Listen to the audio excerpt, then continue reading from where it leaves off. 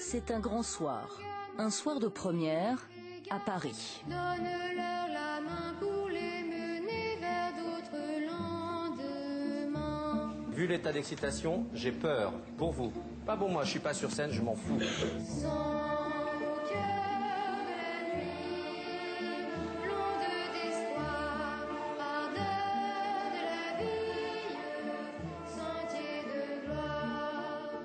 Premier ridicule, ça sera vous. 3000 personnes dans la salle. En quelques minutes, le chef de chœur, Nicolas Porte, conditionne sa troupe d'enfants artistes.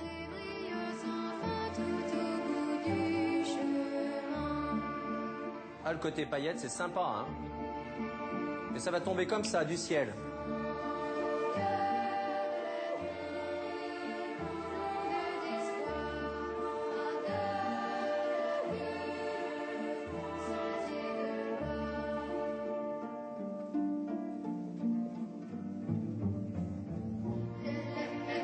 Ces enfants ont prêté leur voix à la chorale du film Les Choristes.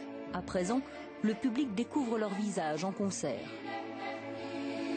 Au milieu du groupe, une figure blonde émerge, le soliste Jean-Baptiste Monnier.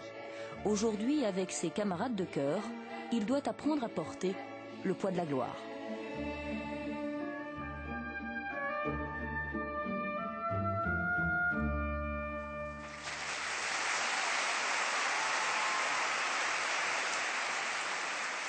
Depuis bientôt un an, les petits chanteurs de Saint-Marc vivent dans le triomphe des choristes.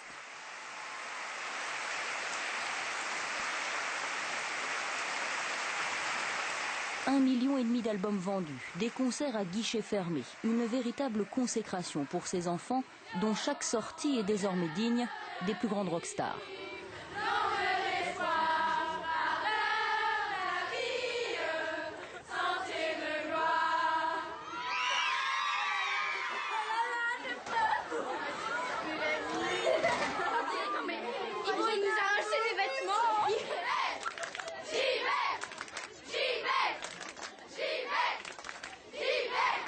À lui seul, Jean-Baptiste est devenu la nouvelle idole des jeunes.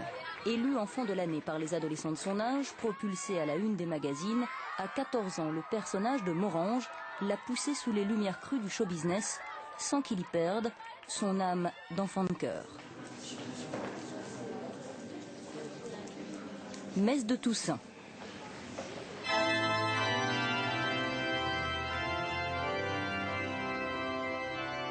Jean-Baptiste et la chorale retrouvent leurs racines, car les petits chanteurs de Saint-Marc sont avant tout un chœur liturgique, ancré à la basilique de Fourvière à Lyon. Ici, les choristes sont chez eux. Bienvenue êtes-vous, tressaillis de joie en cette fête de la Toussaint. Tous ne sont pas croyants, mais c'est avec une ferveur toute enfantine qu'ils remplissent chaque mois leur premier devoir, chanter la messe comme avant. Je préfère chanter à la messe que la regarder. C'est moins pénible. Je sais pas, c'est les chanteurs quoi. C'est chanteur de Saint-Marc, aller à la messe dimanche matin une fois par mois, c'est un peu une habitude. Seul tressaillement dans cette habitude, les fidèles de Jean-Baptiste qui depuis quelques mois sont venus grossir les rangs des paroissiens.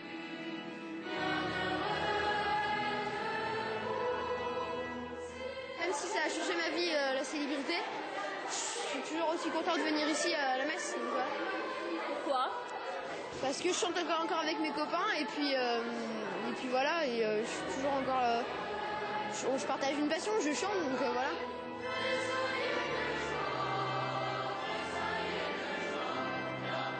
On a un petit peu une double vie, on existait déjà avant. Les choristes, même si on était moins médiatisés, et on existera au-delà de l'effet des choristes, que l'on ne connaît pas d'ailleurs aujourd'hui. Donc notre vie qui s'est toujours tenue à Fourvière continue à se faire à Fourvière. Les tournées qu'on faisait déjà avant, les choristes continueront de se faire, et on y tient parce que c'est tout simplement la vie des petits chanteurs. La vie des petits chanteurs a commencé dans ce collège il y a presque 20 ans. Âgés de 11 à 15 ans, tous les enfants de la chorale sont inscrits au collège Saint-Marc à Lyon. Dans ces classes, Jean-Baptiste et ses copains redeviennent des élèves ordinaires. Qu'est-ce qui sait déjà m'écrire l'équation? Allez, Jean-Baptiste. Chlorure et barium. Dis-moi les formules. Chlorure, c'est Cl-. Cl-. Et barium, c'est Ba2+. Ouais, ok. Ba2+. Pas d'horaire aménagé, ni de cours particuliers pour les choristes. Seul luxe pour l'instant, les absences dues aux engagements de la chorale sont largement tolérées. Dans cet établissement sous tutelle jésuite, le chant fait partie du quotidien. On a mis petit 1, expérience et observation.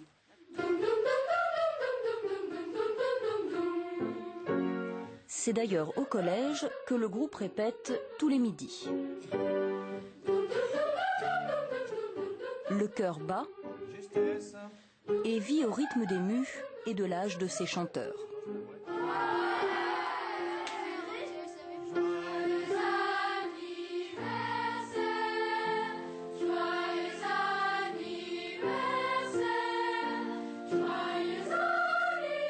Depuis le début de l'aventure, un tiers de l'effectif s'est ainsi renouvelé. Une 60aine d'enfants se relaient pour tenir le tempo des prestations de plus en plus rapprochées. Avant, on avait vraiment le temps de monter un répertoire, de monter des concerts avec une pièce comme celle qu'on travaille, par exemple, qu'on a travaillée aujourd'hui. Autrefois, on aurait mis 3-4 mois à la prendre à petite dose, etc. On a le temps de construire les choses. Maintenant, il faut qu'on travaille un petit peu plus, non pas dans l'urgence, mais de façon plus rapide, parce qu'on a plusieurs programmes qui tournent en même temps. Et donc, ça nécessite un travail plus efficace. Leur vie d'adolescent ont de quoi être bouleversée. Pourtant, au contact de ce groupe, tout paraît simple. Un vrai jeu d'enfant. Bah non, les valises, ça on peut pas.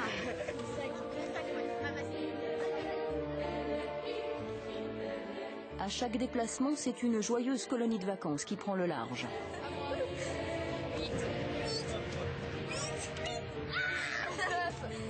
En apparence, aucun stress particulier.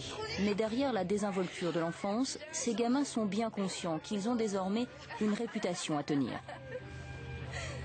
Il faut qu'on chante pour nous, enfin, pour faire plaisir aux autres, mais on essaie de donner le maximum, et puis si ça craque, ça craque. Enfin, on peut pas être à 100% tout le temps, mais je sais que c'est une image qu'il faut donner de nous, mais on est encore des enfants, on n'est pas encore des adultes.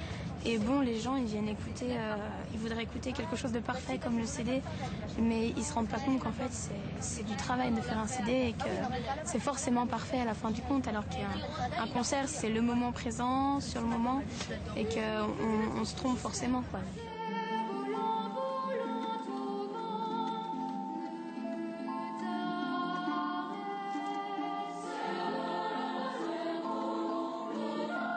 Ce soir-là, à Auxerre, ils chantent devant 3000 personnes, et devant ceux surtout qui les ont révélés. Jacques Perrin, le producteur du film, Christophe Baratier, son réalisateur, et Bruno Coulet, le compositeur de la bande originale, la plus vendue après celle de Titanic.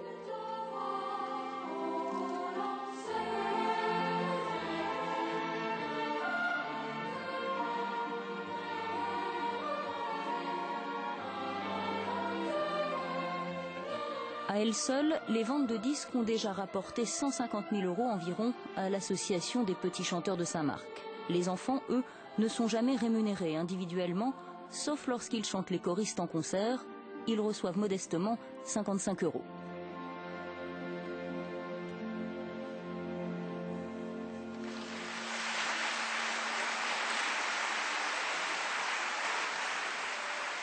Ces artistes-là se payent avant tout de gloire, sans jamais se laisser griser. Même Jean-Baptiste, le seul à avoir joué dans le film.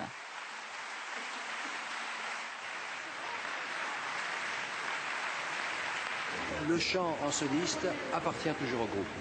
J'ai pas l'impression qu'il se détache. Et même la façon dont Jean-Baptiste rejoint ses compagnons, ses petits camarades, et il fait partie du chœur. Et c'est pas le soliste star. Voilà, c'est joli. Pour d'autres représentations qui sont plus, je dirais, avec vedettariat, c'est une belle leçon.